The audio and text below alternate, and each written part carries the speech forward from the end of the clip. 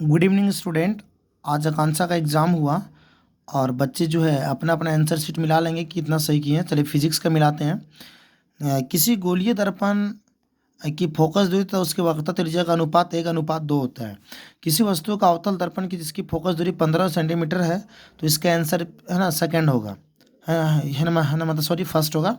और किसी उत्तल दर्पण द्वारा प्रतिबिंब भाषित सीधा प्रतिबिंब बड़ा बनता है, तो इसका दूसरा नंबर होगा। चलिए आगे आएंगे।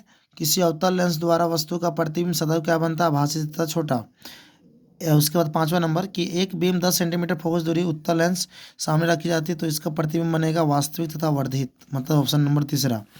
आगे बनाएंगे कि है ना कि कभी कभी वृद्धावस्था में क्रिस्टली लेंस आँख का स्पष्ट नहीं दिखाता, तो उसको मोतियाबिंद हो जाता है। मानव नेत्र के दो नेत्रों की क्षैतिज रेखा लगभग 180 डिग्री होता है। आँख में प्रवेश करने वाले प्रकाश की मात्रा का पुतली करता है, ठीक है।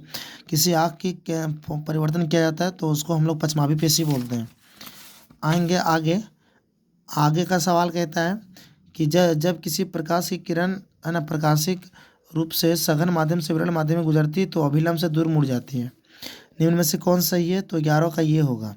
फिर आगे कहता है कि दो प्रतिरोधकों को R1 R2 समांतर क्रम में जोड़ा जाए तो समतुल्य प्रतिरोध क्या होगा, तो ऑप्शन नंबर थर्ड होगा। चलिए आगे का नेक्स्ट क्वेश्चन की ओर देखते हैं। जब 1 एम्पियर की धारा किसी R ओम प्रतिरोध को प्रभावित करती है, तो यह होगा थर्ड नंबर, ठीक है। चलिए प्रतिरोधकता का ऐसा है मात्रक ओम मीटर, ऑप्शन नंबर सेकंड होगा। घरेलू विद्युत उपकरणों में जो है समांतर क्रम में जोड़ा जाता है। चलिए ऑप्शन नंबर आते हैं सवाल नंबर 16। सवाल नंबर 16 क्या कहता है, किसी विद्युत प्रेरित का परिघटना क्या है, ऑप्शन नंबर सी होगा। चलिए आगे बढ़ेंगे। किसी एसी तथा डीसी जनित्र में मूलभूत अंतर क्या है, ऑप्शन नंबर पहला होगा। चलिए आगे आएंगे। किसी फ्यूज तथा स्विचों का संयोजित किया जाता है विद्युन्मय तार के साथ। चलिए आगे आएंगे। दो आवेशित के बीच है ना जो जिसको विभव बोला जाता है। चलिए आएंगे 19 नंबर। 19 नंबर क्या कहता है, विद्युत शक्ति किसमें व्यक्त की जाती है, तो होगा ऑप्शन नंबर 4। आगे आएंगे 21वां नंबर, तो होगा 25, ठीक है। और निम्न में से कौन से विद्युत परिपथ में शक्ति का निरूपित नहीं करता, तो भी आई ये नहीं करता है। चलिए आगे आएंगे। आगे आ जाइए, देख लीजिए 23वां नंबर का 1:4 आएगा।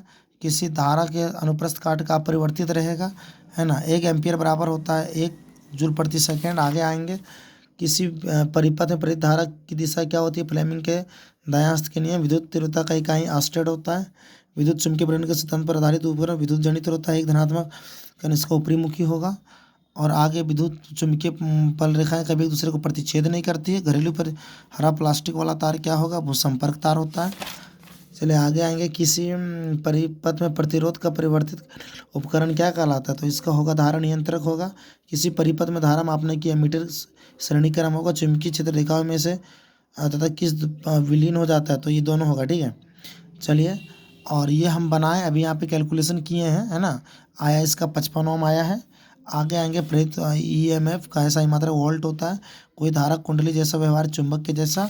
चलो सवाल नंबर आ जाइए 37 37 सवाल कहता है कि विद्युत है ना कि विद्युत चुम्बकीय बनाने हेतु नरम लोहा निम्न में से कौन फ्लेमिंग का दायां संबंधित नहीं है, प्रतिरोध और दायां अंगुष्ठ नियम फ्लेमिंग। चलिए तो इस प्रकार से फिजिक्स का सारा सवाल बता दिए। चलिए धन्यवाद, सारे बच्चे मिला लेंगे। Thank you.